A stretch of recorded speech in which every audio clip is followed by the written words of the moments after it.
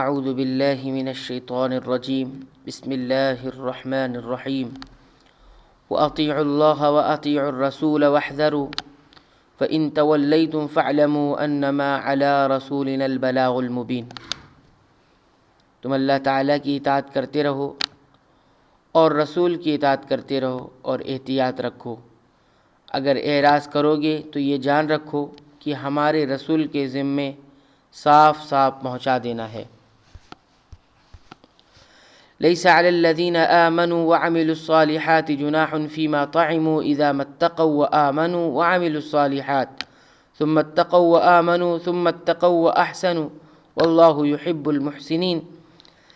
ایسے لوگوں پر جو ایمان رکھتے ہوں اور نیک کام کرتے ہوں، اس چیز میں کوئی گناہ نہیں جس کو وہ کھاتے پیتے ہوں، جبکہ وہ لوگ تقوی رکھتے ہوں اور ایمان رکھتے ہوں اور نیک کام کرتے ہوں، پھر پرہیزگاری کرتے ہوں اور خوب نیک عمل کرتے ہوں۔ اللہ ایسے نیکوکاروں سے محبت رکھتا ہے۔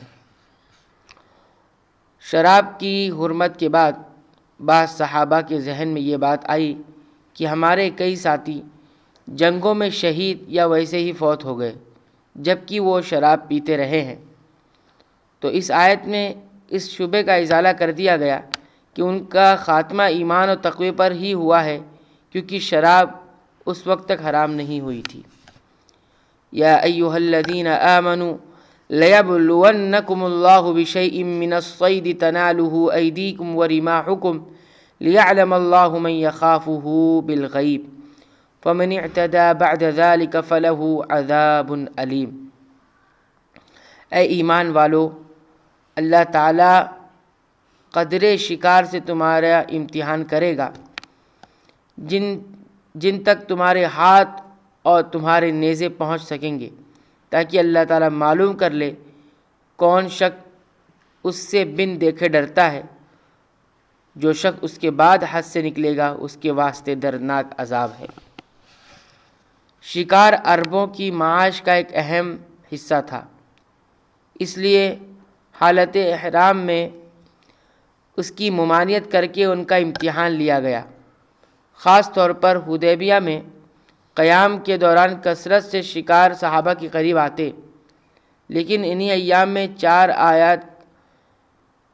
آیات کا نزول ہوا جن کے متعلق احکام بیان کیے گئے۔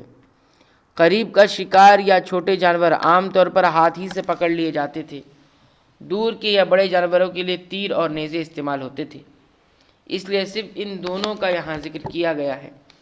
لیکن مراد یہ ہے کہ جس طرح بھی ہو اور جس چیز سے بھی ہو شکار کیا جائے، احرام کی حالت میں ممنوع ہے، منع ہے۔ یا ایھا الذین آمنوا لا تقتلوا الصید وانتم حرم ومن قتله منکم متعمدا فجزاء مثل ما قتل من النعم يحكم به ذوى عدل منكم هديا بالغ الكعبة أو كفارة طعام مساكين أو عدل ذلك صياما ليذوق وبال أمره عفى الله عما سلف ومن عاد فينتقم الله منه والله عزيز ذو انتقام۔ اے ایمان والو، وحشی شکار کو قتل مت کرو جبکہ تم حالت احرام میں ہو، اور جو شخص تم میں سے اس کو جان بوجھ کر قتل کرے گا تو اس پر فدیہ واجب ہوگا، جو کہ برابر ہوگا اس جانور کے جس کو اس نے قتل کیا ہے۔ جس کا فیصلہ تم سے دو معتبر شخص کر دیں، خواہ وہ فدیہ خاص چوپایوں میں سے ہو جو نیاز کے طور پر کعبے تک پہنچایا جائے، اور خواہ کفارہ مساکین کو دے دیا جائے، خواہ اس کے برابر روزے رکھ لیے جائیں تاکہ اپنے کیے کی شامت کا مزہ چکھیں۔ اللہ تعالیٰ نے گزشتہ کو معاف کر دیا، اور جو شخص پھر ایسی ہی حرکت کرے گا تو اللہ تعالیٰ انتقام لے گا، اور اللہ زبردست ہے، انتقام لینے والا۔ امام شافعی رحمہ اللہ نے اس سے مراد صرف ان جانوروں کا قتل لیا ہے جو ماکول اللحم ہے، یعنی جو کھانے کے کام آتے ہیں۔ دوسرے بڑے جانوروں کا قتل وہ جائز قرار دیتے ہیں، لیکن زیادہ تر علماء کے نزدیک اس میں کوئی تفریق نہیں۔ یہ جو فرق امام شافعی رحمہ اللہ نے رکھا ہے، اکثر اہل علم کہتے ہیں کہ یہ فرق نہیں ہے، البتہ ان موذی جانوروں کا قتل جائز ہے جن کا ذکر احادیث میں آیا ہے، اور وہ 5 ہے: کوا، چیل، بچھو، چوہا اور باولا کتا۔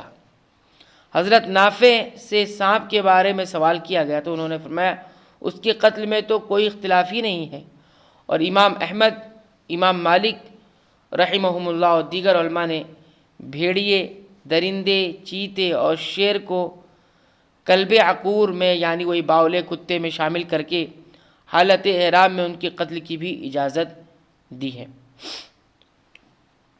جان بوجھ کر کے الفاظ سے بعض علماء نے یہ استدلال کیا ہے کہ بغیر ارادہ کے معنی بھول کر قتل کر دے تو اس کے لیے فدیہ نہیں ہے، لیکن زیادہ علماء کے نزدیک بھول کر یا غلطی سے بھی قتل ہو جائے تو فدیہ واجب ہے۔ متعمدن کی قید غالب احوال کے اعتبار سے بطور شرط نہیں ہے۔ مساوی جانور یا اس جیسے جانور سے مراد خلقت، قد و قامت میں مساوی ہونا ہے، برابر ہونا ہے، قیمت میں مساوی ہونا نہیں۔ مثلاً اگر ہرن کو قتل کیا گیا تو اس کی شکل برابر بکری ہے، گائے کی مثل نیل گائے ہے وغیرہ۔ البتہ جس جانور کا مثل نہ مل سکتا ہو وہاں اس کی قیمت بطور فدیہ لے کر مکہ پہنچا دی جائے۔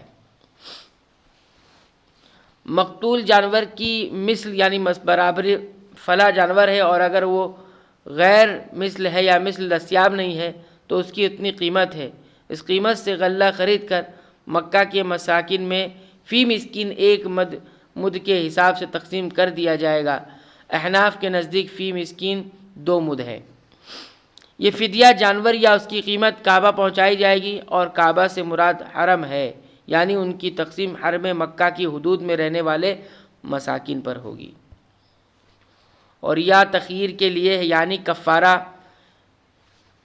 اطعام مساکین ہو، یعنی مسکینوں کو کھانا کھلانا، یا اس کے برابر روزے، دونوں میں سے کسی ایک پر عمل کرنا جائز ہے۔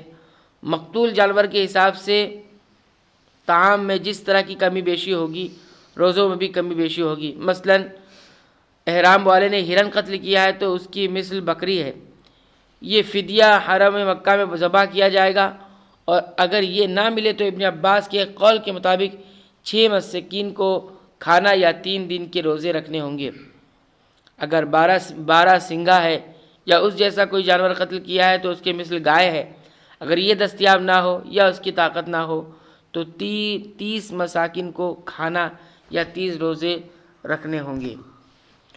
احل لکم صید البحر وطعامہ متاعا لکم وللسیارہ وحرم علیکم صید البر ما دمتم حرما واتقوا اللہ الذی الیہ تحشرون۔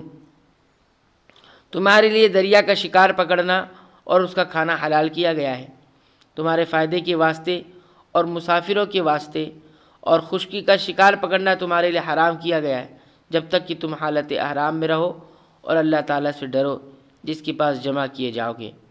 صید سے مراد، شکار سے مراد زندہ جانور، اور طعامہ سے مراد وہ مردہ مچھلی وغیرہ جسے سمندر یا دریا باہر پھینک دے یا پانی کے اوپر آ جائے، جس طرح کی حدیث میں وضاحت ہے کہ سمندر کا مردار حلال ہے۔ رب العالمین قرآنی آیات کے مطابق ہمیں زندگی گزارنے کی توفیق عنایت فرمائے۔